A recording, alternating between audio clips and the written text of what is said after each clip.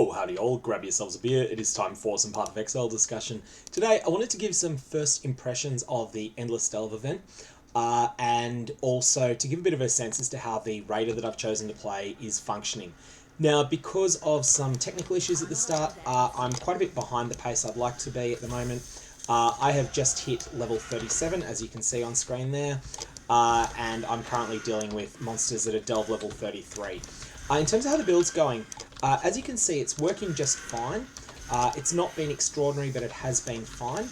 I did pick up a lucky Arumvarax early on. It's not the most powerful of the leveling uniques, but it solves all of your resistance problems early. And something I always like to see on a spellcaster. So that's the only unique I've found so far, and I'm certainly going to use it for quite some time because it means no pressure on resistances, solves all sorts of problems. So first impressions about the event itself. They really didn't playtest the first encounter. The first encounter was brutally hard. So this is just the very first node in the mines. It took me something like 15 attempts to beat it.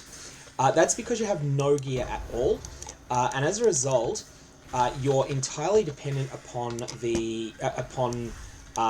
dealing damage on dealing damage faster than monsters spawn in there. And unfortunately, monsters spawn incredibly fast in those early Azurite encounters. So that was absolutely wrong. Like there's just no excuse for that not being play tested.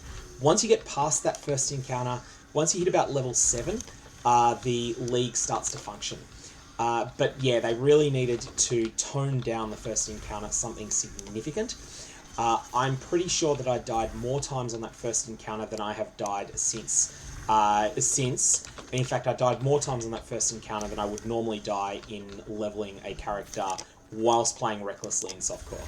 So, rant aside about the first encounter being broken, the overall structure of the game seems to be really working well. You're able to push down, and you find that you start to be pressured quite a lot by needing to pick up Azurite nodes. Azurite nodes are really important because they unlock your ability to get more and better flares, but mostly to deal with your darkness resistance. So that's something to be very familiar if you've delved in the past in normal leagues, and those are really important in here. And unfortunately, the first zone, because you don't have any darkness resistance, that just makes the first zone more difficult because you can't move away from the dangerous area. Now that I've sort of gotten myself established in the league and hitting character levels in the mid to high 30s, I'm actually established enough that I've got enough darkness resistance that I've got flexibility.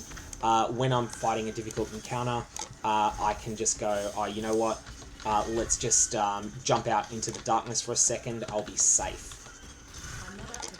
So I'm having a lot of mana troubles, as you can see on the build. That will be something I'm just going to have to solve later on.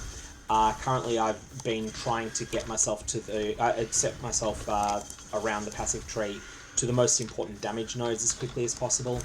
And I'm just currently using mana flasks. I'm using 2, not because I want to, but because I don't have anything else to use. I got a Quicksilver flask early, but I'm really hoping to see a Jade flask at some point. Jade Flask will be transformative to my survivability. I'll be able to play much more recklessly with it. Other than that, though, if you haven't started this event, definitely do. Give it a shot. But because the experience of getting to level 5, level 7 is so miserable, I'm going to have to suggest against going in hardcore on this.